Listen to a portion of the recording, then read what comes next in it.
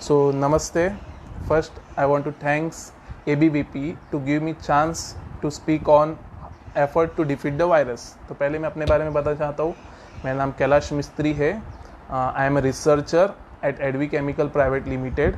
सो मेरा research generally immunology में है, जिसमें हमें खुद एंटीबॉडीज़ के ऊपर वर्क करता हूँ, जिसमें हम एंटीजेंस जानवरों को दिए जाते हैं और उससे हमको एंटीबॉडीज़ मिलती है और वो एंटीबॉडीज़ को हम लेके टेस्टिंग किट्स के लिए हम यूज़ करते हैं. सो सबसे पहले तो हम आज के टाइम में हमको पता है कि जो वायरस से हम जो लड़ रहे वो है कोरोना वायरस. सो पहले कोरोना वायरस समझने से पहले मैं आपको कुछ वायरस की जानकारी देना चाहता हूँ जो बहुत ही इम्पोर्टेंट है. तो वायरस होता क्या है, तो पहले we will see some few points like what are virus, ठीक है, what are the types, how they spray, how they grow in our body, then we will see what are the symptoms, then we will see that stop the spread of the virus, so prevention in that, then we will see what are the testings available right now, and then we will see the treatments which are going on and vaccinations. So first we will see what is virus. So in science language, the virus are extracellular parasites. So it is like intracellular parasite. Parasite का मतलब क्या होता है पहले तो ये समझ लो. Parasite का मतलब कि ऐसा जीव जो किसी और पे डिपेंड हो खुद की ग्रोथ के लिए, ठीक है, तो उसको हम बोलते हैं इंट्रासेलुलर पैरासाइट्स. तो इंट्रासेलुलर पैरासाइट में क्या होता है, जनरली होस्ट सेल्स पे डिपेंड होते हैं. तो वायरस को खुद की ग्रोथ के लिए होस्ट सेल चाहिए. जैसे कि हमको पता है virus are non living organism, उसके अंदर लाइफ नहीं होती. जब तक वो होस्ट सेल्स में नहीं जाएगी तब तक वो ग्रो नहीं हो पाएगी. तो उसको ग्रोथ होने के लिए होस्ट सेल्स की बहुत ज़्यादा आवश्यकता है. और वो होस्ट सेल्स के क्या करता है, उसका रिसोर्सेस यूज़ करते हैं. दूसरी जो मेन चीज़ है वायरस के बारे में वो है माइटोसिस. अब माइटोसिस होता क्या है, माइटोसिस का मतलब क्या होता है कि एक सेल से दो में डिवाइड. अब वायरस के अंदर माइटोसिस जैसी चीज़ ही नहीं होती, मतलब एक सेल से दो में डिवाइड नहीं हो सकते. जैसे कि बैक्टीरिया हो सकती, अगर उस वायरस को डिवाइड होना है तो उसको एक होस्ट सेल चाहिए. अगर उसको होस्ट सेल मिलेगा तो ही डिवाइड हो सकता है. बैक्टीरिया के अगर तो आप बैक्टीरिया को किसी फूड के ऊपर रख दो तो वहाँ पे डिवाइड होने चालू हो जाते हैं, ठीक है, वहाँ उसकी ग्रोथ होनी चालू हो जाती है. पर वायरस का ऐसा नहीं है. वायरस को अगर ग्रो करना है तो उसको होस्ट सेल्स का मैकेनिज्म ही चाहिए उसको डिवाइड होने के लिए. तो हम पहले तो देखेंगे कि क्या डिफरेंस है वायरस और अदर जीवाणु जैसे बैक्टीरिया और वायरस में क्या डिफरेंस है. तो पहले इसके डिफरेंस समझने के लिए पहले तीन मेन डिफरेंस है. पहला है इसकी साइज़. अगर साइज़ की बात करें तो वायरस की साइज़ बहुत छोटी होती है जो कि नैनोमीटर में काउंट होती है. तो वायरस की जनरली 20 to 250 नैनोमीटर्स के रेंज में होते हैं वायरसेस. और दूसरी जो मेन चीज़ होती है उनके अंदर जेनेटिक मटेरियल या तो आरएनए होता है या तो डीएनए होता है, मतलब दोनों भी नहीं होते, या तो आरएनए या तो डीएनए. तो मोस्ट अभी जो वायरस जो भी फैला है वो जो कि कोविड-19 उसके अंदर RNA as a genetic material से. और तीसरी जो मेन चीज़ है वो होस्ट सेल्स, उसको कंपलसरी रिक्वायरमेंट है फॉर देयर ग्रोथ. तो ये हो गई वायरस की जानकारी कि वायरस का मतलब क्या होता है. अभी देखिए कि वायरस के टाइप्स क्या है. अगर हम वायरस की टाइप्स की बात करें तो बहुत से वायरस हमने ऑलरेडी देखे हैं, जैसे कि HIV virus, adenovirus, HBV virus, फिर HPV virus, then rotavirus, then rabies virus, dengue virus, और बहुत सारे वायरस हमने ऑलरेडी. इन्फ्लुएंजा वायरस जो हमारे इंडिया में बहुत ज़्यादा फैला हुआ है. इन्फ्लुएंजा वायरस मीन्स जो नॉर्मली हमको सर्दी वगैरह होती है वो इन्फ्लुएंजा डिसीज़ बोलते हैं. तो ऐसे ये सब वायरस से पहले तो देखिए कि वायरस फैलता कैसे, ठीक है. तो पहले ये जानकारी मैं दूंगा कि वायरस किस दो फैलने के. पहला वेज है कि वो इन्फेक्टेड पर्सन से इन्फेक्टेड पर्सन में फैले, ठीक है. दूसरा तरीका है जानवर से इंसान में फैलना. कोई माध्यम से वायरस फैलते हैं. तो पहला जो माध्यम है जिसमें इंसान से इंसान में फैलता है, तो उसमें कैसे फैलेंगे, तीन तरीके से फैलते हैं. क्या होता है ड्रॉपलेट्स. ड्रॉपलेट्स क्या होता है, जब भी हम स्नीज करते तो बहुत सारे हमारे मुंह से छिड़काव होते हैं ड्रॉपलेट्स के छोटे छोटे, वो पूरे हवा में हर जगह फैल जाते हैं. सो दूसरा तरीका होता है ब्लड से ब्लड भी. अगर तरीका है फ्रॉम सीमेंस. और अगर एनिमल के थ्रू फैले तो एनिमल के थ्रू दो तरीके से फैल सकते हैं। अगर एक एनिमल बाइट करे अपने को, जैसे कि हमने देखा है कि डेंगू वायरस जनरली हमको मॉस्किटो काटने से होता है, जो जिसके अंदर डेंगू वायरस ऑलरेडी है। और दूसरा है रेबीज वायरस, जो हमने जनरली इंडिया में देखा कि अगर कोई कुत्ता काटता है अपने को तो उससे हमको रेबीज डिसीज हो जाती है, जो कि रेबीज वायरस से होती है। और अगर एनिमल्स को अगर हम खाएं और किसी जानवर में ऑलरेडी वायरस है, अगर वो हम खाते हैं तो उससे भी वायरस फैलने के बॉडी में चांसेस है। तो अभी हम अभी देखेंगे कि वो ड्रॉपलेट से कैसे फैलते हैं। ड्रॉपलेट से जनरली अगर ड्रॉपलेट्स हमारे फेस पे आते हैं, ठीक है, तो फेस पे 3 वेज से हमारे बॉडी में जा सकते हैं। फर्स्ट है आँख, नाक और मुंह। 3 तरीके से हमारे बॉडी में ड्रॉपलेट से हमारे बॉडी में वायरस जा सकता है। तीसरा वेज है रॉ मटेरियल्स। अगर कुछ रॉ मटेरियल से वायरस गिरे, ड्रॉपलेट्स, जैसे अभी करंट रिसर्च में पता चला है कि ड्रॉपलेट्स जनरली 5 से 10 मिनट तक ड्रॉपलेट्स हवा में रहते हैं।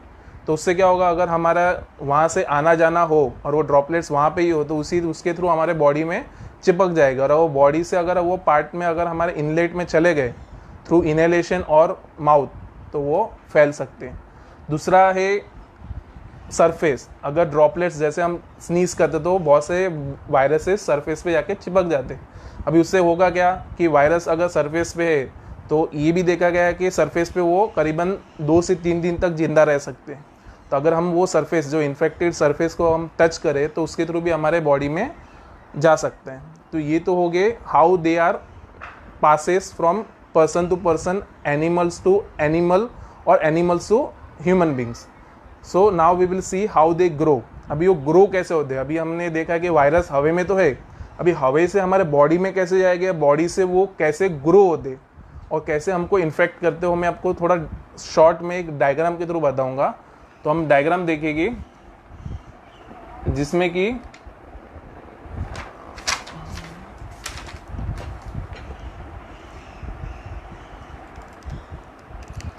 देखो, पहले हम देखते हैं कि होता क्या है। पहले अगर कोई इंसान जिसको ऑलरेडी कोरोना वायरस है, सपोज ये इंसान को कोरोना वायरस है, अगर वो स्नीज करता है, ठीक है, स्नीज करेगा तो क्या होगा, वो ड्रॉपलेट्स पूरे हर जगह फैल जाएगी। अभी कोरोना वायरस जनरली सर्कुलर रहता है, जिसके अंदर एक आरएनए, जो कि जेनेटिक मटेरियल है, आरएनए रहता है। अभी आरएनए बहुत इंपॉर्टेंट है उसके ग्रोथ के लिए, और उसके ऊपर स्पाइक्स प्रोटीन होते हैं। They have spike protein on them.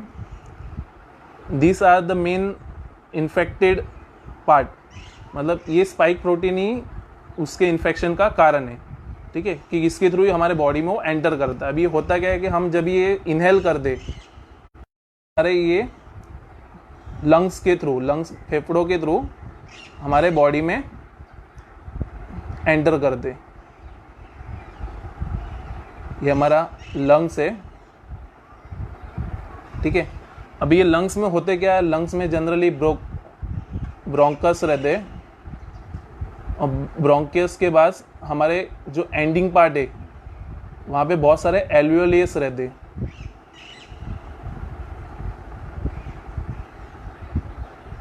अभी एल्वियोली, अभी ये अगर हम उसको जूम करके देखें तो जनरली ये बलून टाइप में दिखते हैं। अभी बलून टाइप में अगर ये एल्वियोली के अंदर बहुत सारे सेल्स होते हैं हमारे बॉडी के अंदर,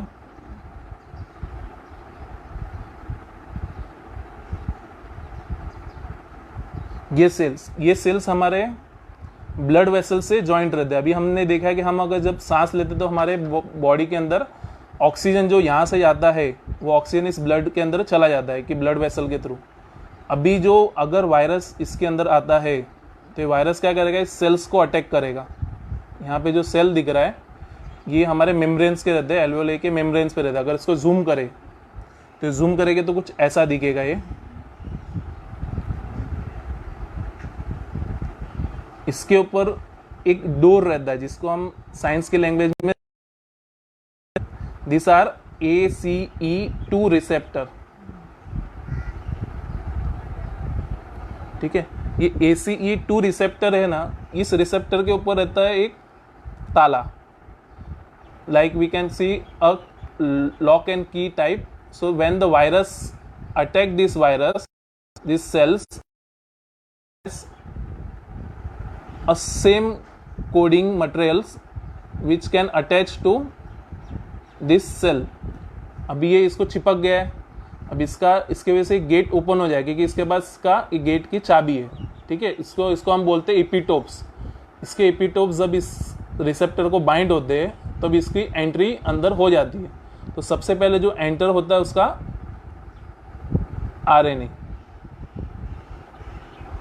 आरएनए अंदर हमारे सेल्स के अंदर आ जाता है। अभी आरएनए क्या करेगा, अभी हमको पता है कि हमारे सेल्स के अंदर वो मैकेनिज्म यूज करता है खुद की ग्रोथ के लिए। तो हमारे सेल्स के अंदर दो प्रोटीन्स होते हैं। पहला प्रोटीन है राइबोजाइम और दूसरा प्रोटीन है आरडीआरपी, जो कि आरएनए डिपेंडेंट आरएनए पॉलीमरेज। अभी ये दो प्रोटीन को वो यूज करता है और अपना ग्रोथ बनाता है। अभी कैसे करेगा, पहले तो आरएनए इसके पास जाएगा और ये अपने आरएनए की कॉपी बनाएगा। सपोज ये आरएनए उसकी मेमोरी कार्ड है, तो ये मेमोरी कार्ड क्या करेगा, उसकी बहुत सारे कॉपीज बनाएगा। ये आरएनए की बहुत सारी कॉपीज बन गई है आरडीआरपी से, और ये सेम आरएनए यहाँ पे जाएगा और इससे प्रोटीन बनाएगा वो खुद के सेल वॉल बनाने के लिए। अब ये सेल वॉल किसके, स्पाइक प्रोटीन्स हो गए, उसके कवच हो गए, ठीक है। बहुत सारे सेल वॉल्स के स्पाइक प्रोटीन्स यहाँ पे बन गए। अब इन दोनों की असेंबली होगी, जैसे मशीन को कैसे जोड़ा जाता है वैसे इधर ये वायरस अपना कोड जोड़ता है और ये अपना यहाँ पे ग्रोथ होना चालू हो जाएगा। अभी इसके थ्रू ये सेल्स यहाँ से बर्स्ट होके बाहर आ जाएगी। इस सेल्स के थ्रू बहुत सारे वायरस बाहर निकलने चालू हो जाएंगे। अभी ये जो 3 सेल दिखा रहा हूँ ये करीबन लाखों के क्वांटिटी में रहता है। अगर एक वायरस हमारे बॉडी में आता है तो वो हमारा मैकेनिज्म यूज करके बहुत सारे वायरस बनाता है। जैसे कि यहाँ पे 3 सेल दिख रहे हैं, वैसे हमारे एल्वेओली में टोटल थाउजेंड्स ऑफ सेल्स होते हैं। अभी क्या होगा, यहाँ पे हमारे वायरस बढ़ने चालू हो जाएगा क्योंकि आया था तभी एक वायरस आया था और यहाँ पे बढ़ के हो गए करीबन लाखों की quantity. There are lakhs of viruses in one alveoli. अभी यहाँ पे क्या होगा कि इस वायरस के आने की वजह से बॉडी को एक सिग्नल मिलता है। बॉडी क्या करेगा, ब्लड से माइक्रोफाज लेगा, मतलब जो WBC बोलते हैं हम लोग, वाइट ब्लड सेल, जो कि हमारे ब्लड के थ्रू यहाँ पे इन्फ्लक्स होने चालू हो जाएगी। तो यहाँ पे इन्फ्लक्स होगा तो यहाँ पे एक रक्षा करने वाले कीटाणु आ जाएंगे, अपने बॉडी में जो रक्षक रहते हैं वो आ जाएंगे यहाँ पे, जो वायरस को मारने चालू करेगी। अब ये वायरस को मारते मारते 2 से 3 सिग्नल देते। अब ये सिग्नल करीबन इसके नाम अलग अलग दिए गए, जैसे IL-1, IL-6, जैसे interleukin 1, interleukin 6 and TNF alpha. ऐसे बहुत सारे सिग्नल्स है जो कि डायरेक्टली रिलीज होते हैं इस एल्वेओली से, और ये सिग्नल जाते हैं हमारे ब्रेन में। जो हमारा ब्रेन है, इस ब्रेन के अंदर सिग्नल जाता है। ब्रेन क्या करता है, वहां से ब्रेन रिटर्न सिग्नल देता है हार्ट रेट बढ़ाने के लिए। तो पहला सिग्नल देगा वो रहेगा फीवर। तो हमको जैसे ही वायरस हमारे बॉडी में आता है और ग्रो होने चालू हो जाते हैं तो हमारे बॉडी में फीवर आना चालू हो जाता है, ठीक है। और जैसे ही फीवर आएगा और सेकेंड सिग्नल जाएगा हमारे हार्ट पे, और वो हार्ट रेट बढ़ा देगा, हार्ट रेट इंक्रीजेस। और हार्ट रेट इंक्रीज होने के कारण क्या होगा, सारा ब्लड हमारा यहाँ पे एक्यूमुलेट हो जाएगा, यहाँ पे एक्यूमुलेट हो जाएगा। और एक्यूमुलेट होने के कारण हमारा यहाँ पे बहुत सारे वायरस की फाइट हमारे बॉडी के वाइट ब्लड सेल के साथ होनी चालू हो जाएगी। उसकी वजह से क्या होगा, यहाँ पे ब्रीदिंग में इश्यू आएगी, ब्रीदिंग में प्रॉब्लम आएगी। ब्रीदिंग प्रॉब्लम क्यों हो रहा है, क्योंकि ये पूरा भर गया बलून, जो एम्प्टी बलून था जिसमें ऑक्सीजन आता था खाली, अभी वो वायरस से भर चुका है। अभी ये वायरस क्या होगा, जब भी हम स्नीज करेंगे तो ये एल्वेओली से प्रेशराइज होके हमारे माउथ से बाहर आ जाएगा। तो इस तरह हमारा पूरा बॉडी फंक्शन होता है। तो यहाँ पे हमने देखा है कि वायरस कैसे हमारे अंदर एंटर करता है, कैसे वो डिवाइड होता है और कैसे वो ग्रो होके हमारे यहाँ पे क्वांटिटी बढ़ाता है। और क्वांटिटी बढ़ते बढ़ते कुछ प्रोटीन्स रिलीज होते हैं जो कि सिग्नल देते हैं हमारे ब्रेन्स को, और ब्रेन पहला फीवर लाता है। फीवर से क्या होता है, हमारी बॉडी हाई टेम्परेचर में होने के कारण उनको डिफीट करना चालू कर देता है, ठीक है। तो अभी ये तो हमने देखा है कि कैसा वो हमारे बॉडी में ग्रो होता है। तो हम अभी देखेंगे कि ग्रो होने के साथ साथ उसके क्या क्या सिम्टम्स आते हैं। तो अभी हम सिम्टम्स की बात करेंगे तो पहला सिम्टम जो मैंने बताया है फीवर, तो पहला फीवर आना चालू हो जाता है। सेकेंड सिम्टम जो हमको दिखता है ड्राई कफ, क्योंकि हमारा एल्वेली पूरे वायरस से भर चुके, क्योंकि वहाँ पे ग्रोथ हो चुका है, तो वो प्रेशराइज होके वो हमारे बॉडी से बाहर आएगी, क्योंकि कोई भी बॉडी अपनी बॉडी खाली करना चाहती है और वो अपने ग्रोथ तो हो गए वायरस के और वो हम हमारे बॉडी से बाहर आ जाएंगे थ्रू स्नीज। सेकेंड जो हो रहा है फटीक होना चालू हो जाता है और फिर स्पूटम प्रोडक्शन चालू हो जाते हैं, मतलब बहुत सारा म्यूकस बनना चालू हो जाता है। फिर ब्रीथ में प्रॉब्लम आ रहा है, क्योंकि हमने अभी देखा कि वायरस की क्वांटिटी इस कदर बढ़ चुकी है, क्योंकि उसको बढ़ने के लिए करीबन 2 से 12 दिन लगते हैं। 2 से 12 दिन के अंदर उसकी क्वांटिटी इनफ हो जाती है कि हर एक लंग्स के हर एक सेल्स में जाके ग्रो कर चुके होते हो, और उतने टाइम में अगर उसकी रिकवरी नहीं हो पाई तो वो बहुत से अदर सिग्नल्स देते हैं। जैसे कि पहला सिग्नल मैंने बताया था वो ब्रेन को सिग्नल देता है, ब्रेन से वो हार्ट पंप ज़्यादा हो जाता है, हार्ट के जितना भी ब्लड हमारा एक्यूमुलेट हो जाता है लंग्स के अंदर। अभी लंग्स के अंदर एक्यूमुलेट होने के कारण क्या होता है कि हमारे अदर ऑर्गन्स को ब्लड नहीं पहुंच पाता, तो वहाँ पे ब्लड प्रेशर लो होना चालू हो जाता है। और ब्लड प्रेशर लो होने के कारण क्या होता है कि जैसे ब्लड प्रेशर लो हुआ तो हमारे बॉडी के अदर ऑर्गन्स फेलियर होने चालू हो जाए। जैसे अभी रिसेंटली आपने देखा होगा न्यूज़ कि बहुत से कोरोना वायरस पेशेंट को किडनी फेलियर के मतलब दिखे, बहुत से कोरोना वायरस के अंदर किडनी फेलियर पेशेंट्स दिखे, क्योंकि उसने किडनी फेलियर हो गई है, क्योंकि वो ऑर्गन तक उतना ब्लड या कुछ फ्लूइड पहुंच ही नहीं पाया है। तो ये एक रीज़न हो गया। दूसरा है हेडेक। ये जैसे सिम्टम्स नीचे नीचे आते हैं वो सिम्टम्स अलग अलग, कि कुछ पेशेंट में सिम्टम्स दिख रहे भी नहीं है। सिम्टम्स नहीं दिखने के कारण क्या है, क्योंकि उसके अंदर ऑलरेडी इम्यूनिटी बन चुकी है और उसके 2 से 4 दिन में उसकी एंटीबॉडीज़ ने उस पर काबू कर लिया हो वायरस पे, तो इसलिए वो सिम्टम्स नहीं भी दिख रहे। माइट भी वो बाद में दिखेगी अगर वो एंटीबॉडीज़ बराबर सही क्वांटिटी में नहीं बनी होगी बॉडी के अंदर उसके फाइट करने के लिए, तब हो सकता है। अभी हम देखेंगे कि जनरली किसको अफेक्ट करता है वायरस। तो अभी तक जो देखा गया है ये कोमॉर्बिड कंडीशन पेशेंट्स को ज़्यादा अफेक्ट कर रहे हैं। अभी कोमॉर्बिड कंडीशन होता क्या है? कोमॉर्बिड कंडीशन मतलब ऐसी कंडीशन जिस कंडीशन में ऑलरेडी लोग कुछ डिसीज से जूझ रहे होते, लाइक किसको ओबेज हो, कोई ऑलरेडी क्रोनिक डिसीज से संक्रमित है, like diabetes, heart disease, cardiovascular disease, then like asthma, और बहुत सारी ऐसी डिसीज़ जो ऑलरेडी बॉडी में है, अगर उसको कोरोना वायरस या कोई वायरस इन्फेक्शन होता है तो वो लोग सीवियर कंडीशन में जा सकते हैं। और तीसरा है इम्यूनो सप्रेशन पेशेंट। तो इम्यूनो कॉम्प्रोमाइज पेशेंट में क्या होता है कि ऑलरेडी उसकी इम्यूनिटी बहुत वीक होती है बिकॉज ऑफ अनहेल्दी हैबिट्स। जो अनहेल्दी हैबिट्स, जो लोगों की हैबिट्स बहुत मतलब हेल्दी नहीं है, तो उसकी वजह से क्या होता है उसकी इम्यून सिस्टम पहले से वीक रहता है, तो उनकी बॉडी फाइट नहीं कर पाती वायरस से। और तीसरा जो देखा गया है जो बहुत से लोगों को फैल रहा है वो ओल्ड एज। जो अभी देखा जा रहा है कि जो ओल्ड एज पीपल है उनको ज़्यादा ये इन्फेक्ट कर रहा है। अभी ऐसा क्यों हो रहा है? क्योंकि उनकी इम्यूनिटी, हम देखते हैं कि बहुत से ओल्ड लोगों की इम्यूनिटी वीक हो जाती है, तो उनका लंग्स भी इतना पावरफुल नहीं होता as compare to normal person, तो उनको ज़्यादा ये प्रॉब्लम दे रहा है ये वायरस। अभी इसकी टेस्टिंग कैसे होती है? जनरली इसमें 2 टाइप की टेस्टिंग की जाती है, प्राइमरी एंड सेकेंडरी लेवल पे। प्राइमरी टेस्टिंग में क्या करते हैं, प्राइमरी स्क्रीनिंग बोलते हैं उसको। स्क्रीनिंग में जनरली थर्मल स्क्रीनिंग किया जाता है। थर्मली में मतलब उसमें इंफ्रारेड से उसका टेम्परेचर मापा जाता है। अगर उसका, जैसे मैंने बताया फर्स्ट सिम्टम्स क्या है उसका, फीवर, तो फीवर जैसे उसका सिम्टम्स दिखता है तो वो अपने बॉडी में टेम्परेचर बढ़ जाता है, वो थर्मल कैमरा में डिटेक्ट हो जाता है। तो फर्स्ट है थर्मल स्क्रीनिंग। सेकेंड फिर WBC काउंट में भी चेक कर सकते हैं। जैसे अगर हम देखें कि लीकोसाइट्स उसकी लेवल्स कम हो जाती है, करीबन 4000 मिलीमीटर क्यूब से कम हो जाती है, उससे भी एक साइन हो जाता है कि ये वायरस से ही इन्फेक्टेड पर्सन है।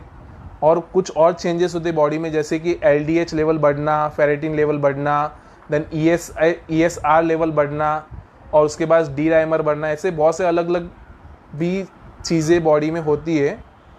और जो तीसरा जो इसके बीच का एक और टेस्ट किया जाता है जिसमें हम CT स्कैन बोल सकते हैं चेस्ट का। उसमें क्या हो रहा है कि बॉडी का लंग्स का CT स्कैन किया जाता है, और लंग्स के थ्रू भी हम चेक कर सकते हैं कि बॉडी में अगर वायरस ज़्यादा हो चुके हैं लंग्स के अंदर तो वहाँ पे पैचेस बनने चालू हो जाते हैं और क्लियर लंग्स का व्यू नहीं आता। तो एक वो भी एक प्राइमरी टेस्टिंग में किया जाता है। देन उसके बाद आता है एक अभी जो नया आया है, बहुत अभी ट्रेंडिंग में चल रहा है, जो बोल रहे हैं 10 मिनट्स में रिजल्ट्स मिल जाता है इस टेस्ट में, उसको हम बोलते हैं रैपिड किट टेस्टिंग। और उसमें क्या होता है कि उसमें जनरली एक स्ट्रिप रहता है, स्ट्रिप के अंदर एंटीबॉडीज़ और एंटीजेंस के बैंड्स रहते हैं। अभी जनरली आईजीजी और आईजीएम यूज़ करते हैं स्ट्रिप के अंदर, क्योंकि हमारे बॉडी में जब भी कोई डिसीज़ होती है तो जो एंटीबॉडीज़ जो बनती है उसको हम आईजीजी बोलते हैं। आईजीजी सबसे हाई क्वांटिटी में बनती है और सेकेंडरी जो मेमोरी रहती है वो आईजीएम रहता है। तो इस स्ट्रिप के थ्रू हमको समझ में आएगा कि हमारे बॉडी में अगर वायरस आया रहेगा तो हमारी बॉडी ने एंटीबॉडीज़ बनाई रहेगी।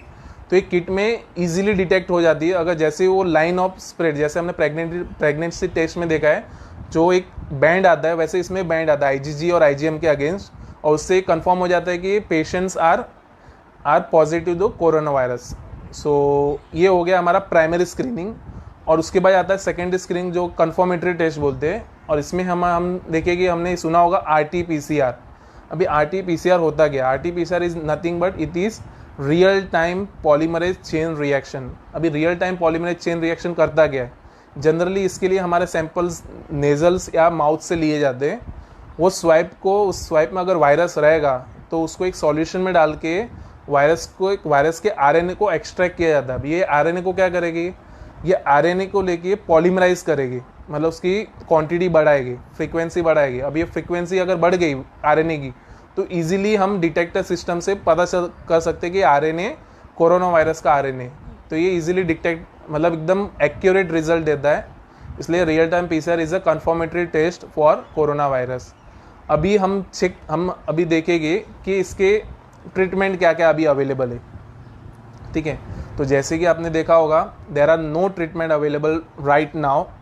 सो अभी जो भी ट्रीटमेंट दे रहे हैं उसको हम बोलेंगे सपोर्टिव ट्रीटमेंट।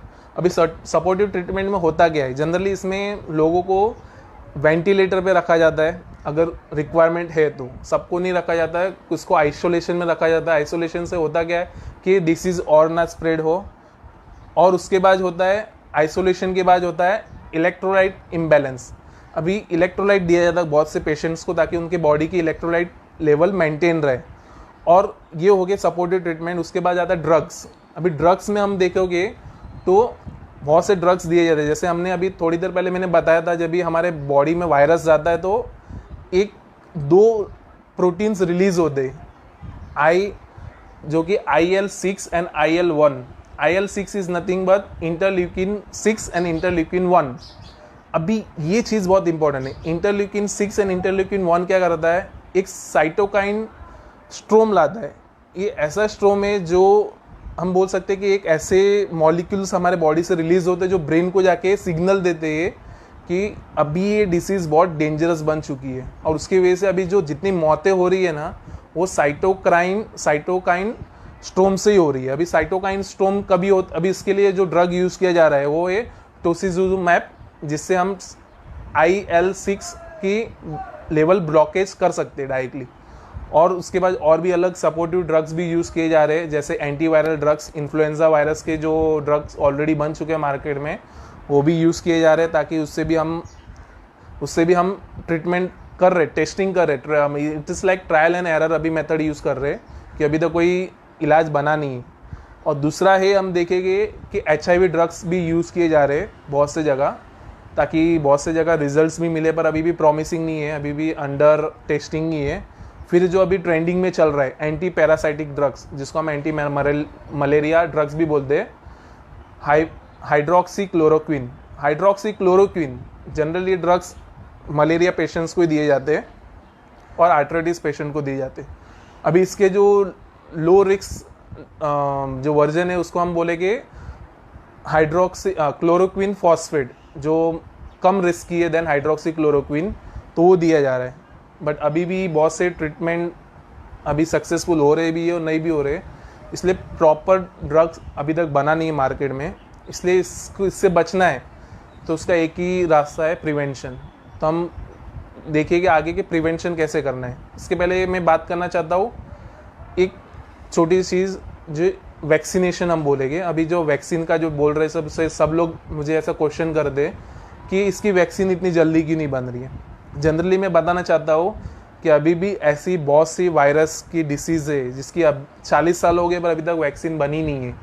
अब वैक्सीन बनती कैसे? जनरली वैक्सीन बनने के सिंपल रूल्स यूज़ करते हैं उन लोग, जैसे कि स्पाइक प्रोटीन्स। अगर स्पाइक प्रोटीन को अगर स्पाइक प्रोटीन के मिमिक में अगर कुछ ऐसा मॉलिक्यूल बनाए, वो हमारे बॉडी में जाके एंटीबॉडीज़ को बढ़ाने की कोशिश करे, तो उससे हम वैक्सीन बना सकते हैं। पर वो बनाना इतना इजी नहीं है। अभी दूसरा चीज़ है, आरएनए और डीएनए वैक्सीन भी बना रहे हैं अभी, जो कि अभी बहुत से total 30+ vaccine are on pipeline. उसमें से कुछ 6 vaccines already 3rd phase of clinical trial में चले गए।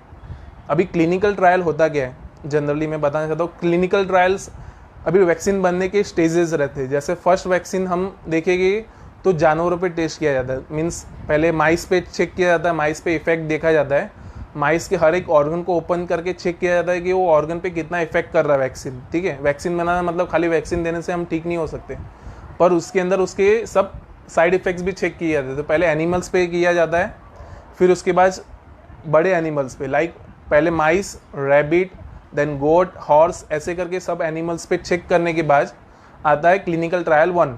क्लिनिकल ट्रायल 1 में क्या होता है कि हम 5 से 10 लोगों पे ये ट्रायल किया जाता है वैक्सीन का। तो 10 लोगों को वैक्सीन देने के बाद उसके रिजल्ट चेक किए जाते हैं, जिसको करीबन लग जाते 2 से 3 हफ्ता लग जाते हैं, क्योंकि इजीली एक दिन में रिजल्ट तो मिलेंगे नहीं। तो उसके बाद सेकेंड फेज़ में चला जाता है। सेकेंड फेज़ में क्या होता है कि पेशेंट सैंपल बढ़ा देते, लाइक अब 5 से 10 किए थे तो अभी 30 से 300 को ये वैक्सीन दिया जाता है। इसको हम second phase of clinical trial बोलते हैं। फिर उसके बाद आता है 3rd phase of clinical trial, जिसमें हम 3000 से 6000 लोगों को वैक्सीन्स दे के चेक करते कि उसके अंदर वो इफ़ेक्टिव है कि नहीं। अभी इसमें पॉइंट आता है कि वो बहुत से साइड इफ़ेक्ट्स यहाँ पे दिखने चालू हो जाते हैं। कैसे? जैसे पेशेंट सैंपल बढ़ेंगे वैसे ही उसके अंदर हर एक के जेनेटिक रिएक्शंस अलग अलग हो गए, और वही स्टडी का रिपोर्ट बना के अथॉरिटी को सेंड किया जाता है। और जब अथॉरिटी से अप्रूवल्स आता है तब क्लिनिकल फेज़ 4 होता है, और जिसके बाद हमारा वैक्सीन मार्केट में आता है। तो जनरली वैक्सीन बनने को 2 से 3 साल चले जाते हैं। बट अभी जो मेरी फाइंडिंग्स मैंने चेक की है कि बहुत से वैक्सीनोलॉजिस्ट बोल रहे हैं कि वैक्सीन जनरली सितंबर तक आ जाएगा, जो कि अच्छी बात है आए तो, क्योंकि इतना इजी नहीं है, क्योंकि हमको हर एक पॉइंट्स पे हमको चेक करना रहता है कि वैक्सीन के इफ़ेक्ट्स क्या है, कि बिना टेस्टिंग क्लिनिकल ट्रायल पास होने के बिना हम किसको भी वैक्सीन दे नहीं सकते। तो ये हो गए वैक्सीन की पार्ट हो गई।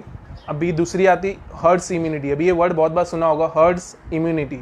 हर्ड इम्यूनिटी होता क्या है? हर्ड्स इम्यूनिटी में जनरली कुछ अगर डिसीज़ हो रही है, अगर कुछ महामारी कहाँ फैल रही है, अगर उससे कुछ लोग बच रहे हैं, उसका मतलब उसके अंदर इम्यूनिटी बन रही है। अब उसके बने से क्या होगा, जितनी हर्ड्स इम्यूनिटी बढ़ जाएगी लोगों के अंदर, तो उसके कारण वो वायरस ऐसे ही मर जाएगा, वो आगे फैलेगा नहीं, क्योंकि वो जो इंसान में जाकर 10 में से 8 लोगों को वो उसके अगेंस्ट एंटीबॉडीज़ बन रही है, तो वायरस का संक्रमण जल्दी रोक सकता है।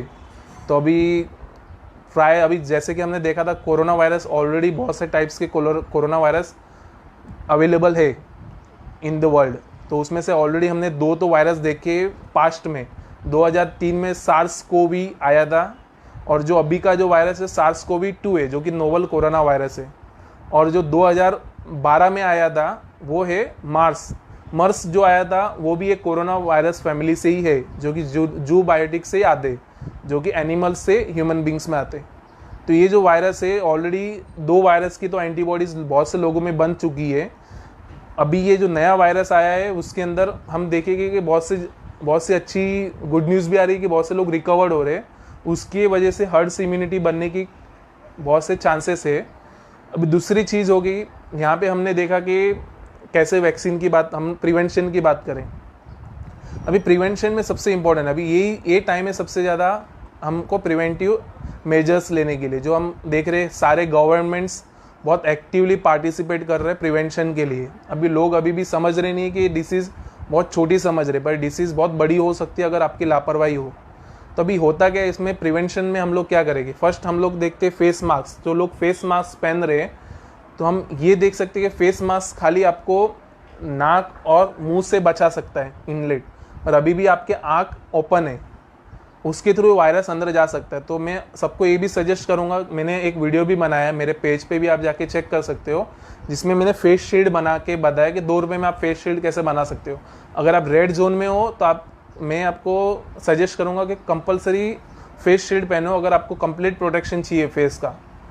और सेकेंड पार्ट हो गई, अगर आप रेड जोन में हो तो आप निकलने की ना ही कोशिश करो तो अच्छा है, क्योंकि रेड जोन का मतलब क्या होगा कि वो एरिया में हर एक सरफेस पे वायरस के होने के चांसेस है, और वो वायरस आपको पता है कि 24 घंटे से ज़्यादा जिंदा रह रहा है। और अभी ये भी एक डिस्कवरी में समझा है कि वो वायरस 60 डिग्री तक जिंदा रहता है। एक स्टडी में भी फाइंड आउट हुआ कि 60 डिग्री तक वो मरता नहीं है, तो भी एक डेंजर साइन है कि वो हम सोच रहे थे कि वो गर्मी के कारण मर जाएगा, जो कि अभी हम बोल सकते हैं कि वो अभी इतना राइट सोच नहीं है। तो हमको अभी ये भी संभाल के लेना है कि अभी हम जितना मूवमेंट्स कम करें उतना ही वायरस की डिक्रीज होने के चांसेस बढ़ जाएंगे। तो इसी के साथ मैं अभी एंड करना चाहता हूँ। और एक चीज़ और बताना चाहता हूँ, एक और कल का एक न्यूज़ था, एक रिसर्च ने बताया कि अगर तुमको वायरस होता है, अगर आपको उसके कॉम्प्लिकेशन से बचना है तो उसका एक ही उपाय है एक्सरसाइज। तो मैं सबको सजेस्ट करूँगा सुबह हार्डली एटलीस्ट 10 to 15 मिनट अपनी बॉडी की फिटनेस पे ध्यान दीजिए, उसके थ्रू आपके जो कॉम्प्लिकेशंस आने वाले हैं वायरस के थ्रू, उससे आप बच सकते हो। So thank you. अभी मैं चाहता हूँ अगर किसको कुछ डाउट है तो आप क्वेश्चंस पूछ सकते हो मुझे। So thank you everyone.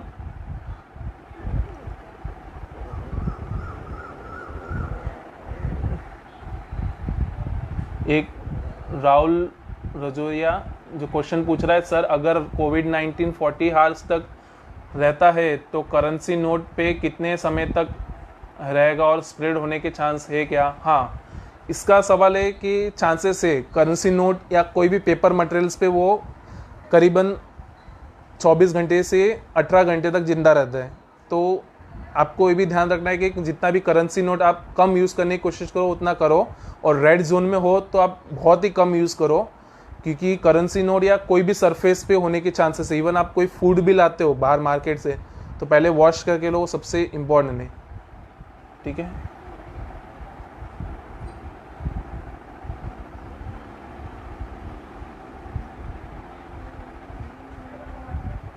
और कोई सवाल पूछना चाहता है?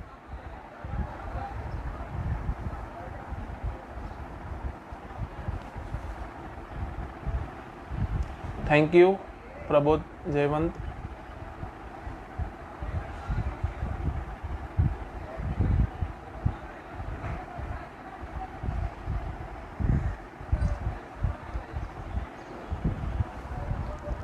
So now I will end up with thank you.